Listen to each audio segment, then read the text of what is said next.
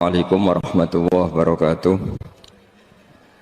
Bismillahirrahmanirrahim. Nahmaduka ya ghafuru ya syakuru. Mashalli wa sallim barik ala sayyidina maulana Muhammadin wa ala alihi wa sahbihi asma'in nama ba'du.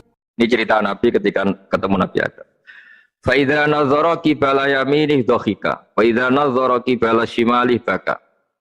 Nabi Adam ketika melihat ke kanan itu senyum-senyum, senang sekali. Tapi kalau kau melihat ke kiri itu nangis. Lalu Rasulullah SAW tanya ke malaikat Jibril, itu siapa? Itu Adam. Dan yang kelompok di kanan itu ahli surga, maka beliau kalau melihat senang sekali, dan kalau yang di kiri itu ahli neraka, kalau beliau melihat itu susah sekali. Artinya apa? Betapa susahnya jadi Nabi Adam itu. Jadi kalau misalnya ada koruptor ketangkep gitu ya, yang nangkep ya cucunya, yang ditangkep juga cucunya.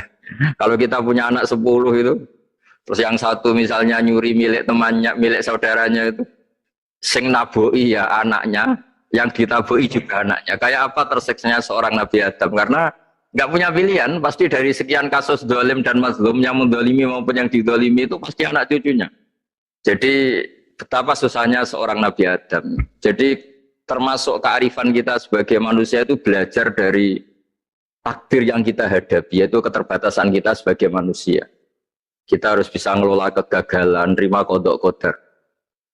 Makanya kata Mbah Mun, abahnya Gus Yasin itu sering cerita ke saya, iman itu paling dhuwur itu iman kodok kodar, khairihi wa syarrihi minallah. Kita harus punya kesiapan iman khairihi wa syarrihi minallah. Bahwa segala kebaikan, segala syar itu sudah digariskan oleh Allah Ta'ala. Kita bisa apa sebagai manusia? Jadi pertama Nabi Muhammad ketemu di as-sama idunya, langit paling dekat, itu ketemu Nabi Adam dengan kondisi seperti tadi. Kalau melihat ke kanan itu senyum, karena itu anak-anak beliau, turunan beliau yang ahli surga.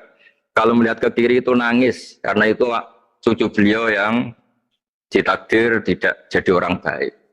Artinya kalau ada peristiwa sosial apa saja, yang satu zalim, yang satu mazlum, atau yang satu benar, yang satu salah, atau sama-sama benar tapi salah paham, itu semua adalah cucu Nabi Adam alaihi salam, dan itu membuat beliau kadang-kadang dohika, kadang-kadang senyum, kadang-kadang baka, kadang-kadang nangis. Jadi itu yang menjadikan tambahnya arifnya Rasulullah SAW. Saya teruskan, Qultu ya Jibril man hadha qal hadha Adam wa hadhil aswida an yamini wa an shimalih nasamu bani. Fa ahlul yamin ahlul jannah wal aswida allati an shimali ahlun nar. Fa idza nazara qibala yamini dhahika wa idza nazara qibala shimalihi baka. Itu seperti misalnya kita punya anak 5, yang satu sukses jadi profesor doktor atau jadi orang alim, yang satu sekolah saja agak naik, misalnya sudah agak naik, ngentekno dunya itu nghabiskan harta itu kan.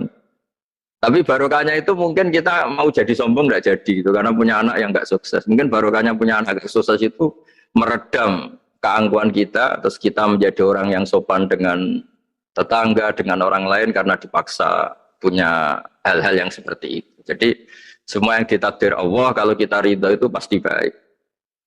Karena ya kata yang ngarang kitab hikam itu, orang tawaduk itu kalau dinasehati pakai teks saja tidak cukup. Kalau punya utang itu tawaduk sendiri gitu. Guyonannya orang-orang kiai gitu. Ada orang sombong, supaya ada sombong kalau dia ketemu orang yang ngutangin itu pasti sopan sendiri. Jadi kalau dinasehati suruh sopan susah, tapi kalau ketemu orang yang ngutangin atau ketemu orang yang dia butuh pasti dengan sendirinya sopan sendiri.